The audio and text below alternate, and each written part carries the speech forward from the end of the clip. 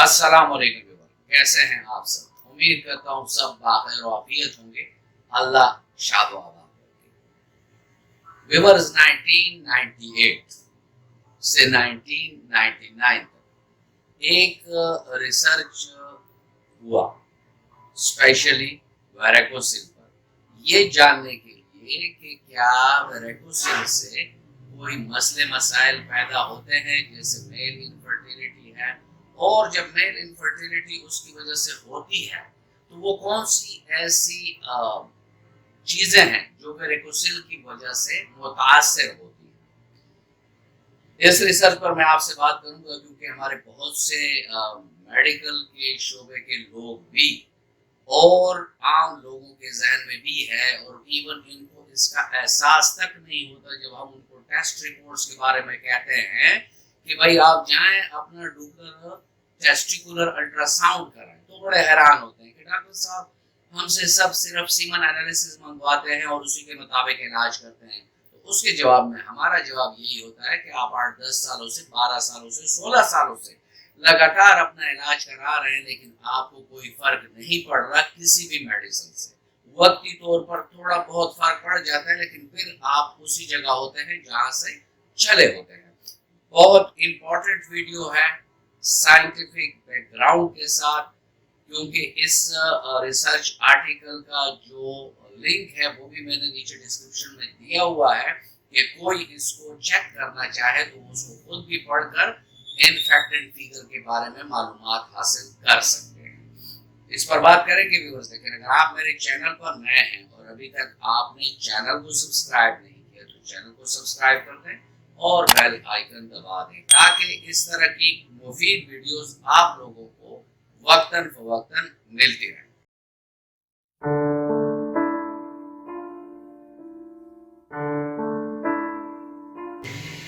ویریکوسل پر already میرا کام ہے، 4 videos ہیں، الگ سے پلے لسٹ ہے جس کا لنک آپ کو اسکرین پر نظر آ رہا ہے، اس کو آپ دیکھ سکتے ہیں۔ میں زیادہ بات ویریکوسل پر اس لحاظ سے نہیں کروں گا کہ کیا ہوتا ہے، کیوں ہوتا ہے، کب ہوتا ہے، اس پر آلریڈی میں نے بات کی ہے۔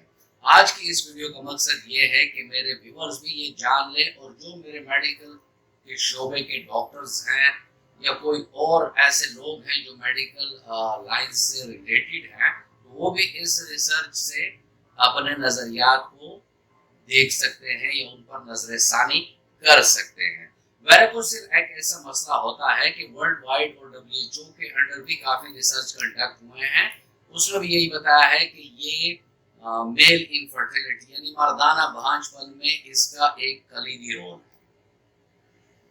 جس ریسرچ کی بات میں نے سٹارٹ میں کی ہے کہ یہ 1998 میں سے لے کر 1999 تک ہوئی، اس میں 29 مریض تھے اور ان کے مختلف پیرامیٹرز دیکھے گئے، جس میں انہیں جو فائنڈنگ ہوئی، جو معلومات ہوئی یعنی اس 1 سال میں، وہ یہ تھی کہ ان مریضوں کی اگر ویریکوسل کو گریڈ 1-2 میں ٹریٹ نہ کیا جائے اور یہ گریڈ 3 پر چلا جائے اور ہو بھی بائی لیٹرل یعنی دونوں اطراف میں ہو، تو اس سے کیا کیا مسائل جنم لیتے ہیں، جس میں سب سے بڑا مسئلہ جو آتا ہے جسے براڈ اسپیکٹرم میں آپ لے لیں تو وہ ہے میل انفرٹیلٹی یعنی مردانہ بھانج پن۔ کیوں؟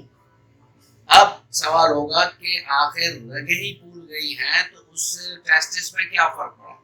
اس ریسرچ میں بتایا گیا ہے کہ جب بائیلیٹرل گریڈ 3 یعنی دونوں اطراف کا گریڈ 3 کا ویریکوسل ہوگا تو اس سے ٹیسٹیکولر فنکشن جو ہے یعنی خصیوں کا جو ایک اپنا کام ہے وہ کم ہوگا، ساتھ ساتھ میں جیسے اس کا کام کم ہوگا ٹیسٹوسٹیرون کم ہوں گے، ٹیسٹوسٹیرون کم ہوں گے تو جو سپرمٹوجینیسس کا ایک نارمل پروسیس ہے وہ متاثر ہوگا، سپرم کا کاؤنٹ کم ہو جائے گا، اس کی مورٹیلٹی بری طرح متاثر ہوگی، اس کی مارفولوجی بری طرح متاثر ہوگی۔ اس کے ساتھ جو 2 اور ہارمون ہیں LH اور FSH، ان کی ویلیوز اپ اینڈ ڈاؤن ہو جاتی ہے، اور کہتے ہیں کہ ان کی ویلیو انکریز ہو جاتی ہے یعنی زیادہ ہو جاتی ہے۔ تو آپ یہ سمجھ سکتے ہیں کہ جیسے عورتوں میں ایسٹروجن پروجسٹرون کے لیول اگر خراب ہو جائے تو ان عورتوں کی اولاد پھر پیدا نہیں ہوتی ہارمون امبیلنس کی وجہ سے. Same case LH FSH testosterone یہ مردوں کا ایک چینل ہے, اس کا صحیح ہونا بہت ضروری ہے. اگر اس میں فرق ہوگا تو بھی انفرٹیلیٹی ٹریٹ نہیں ہوگی. LH FSH ویریکوسل گریڈ 3 سے بڑھ جاتے ہیں اور ٹیسٹوسٹیرون جو ہے وہ نیچے آ جاتے ہیں. تو ایسے میں سپرم کیا پیدا ہوں گے اور بچے کیسے پیدا ہوں گے. اس کے ساتھ ساتھ جب ویریکوسل بائیلیٹرل ہو گریڈ 3 کا, تو اس اسٹڈی میں یہ بھی پتہ چلا ہے کہ ان مردوں کو ہوشیاری صحیح نہیں آتی, یعنی ان کو ایریکٹائل ڈس فنکشن ہو جاتا ہے. بعض مردوں میں ایریکٹائل ڈس فنکشن تو وہ کہتے ہیں اتنا نہیں ہوتا, لیکن ان کو پری میچور ایجیکولیشن ہو جاتا ہے, یعنی وہ صورت انزال کے مریض بن جاتے ہیں. تو ویور اگر یہ پیرامیٹرز آپ اپنے طور پر دیکھنا چاہیں تو جو میں نے آپ کو لنک نیچے دیا ہوا ہے اس میں آپ دیکھ سکتے ہیں کہ ویریکوسل اور بائیلیٹرل گریڈ 3 سے کیا کیا مسئلے ہوتے ہیں. یہ گریڈ 3 کی بات بھی ہے, گریڈ 4 میں اس سے بھی برے حالات ہوں گے, گریڈ 5 میں اس سے بھی برے حالات ہوں گے. ٹھیک ہے.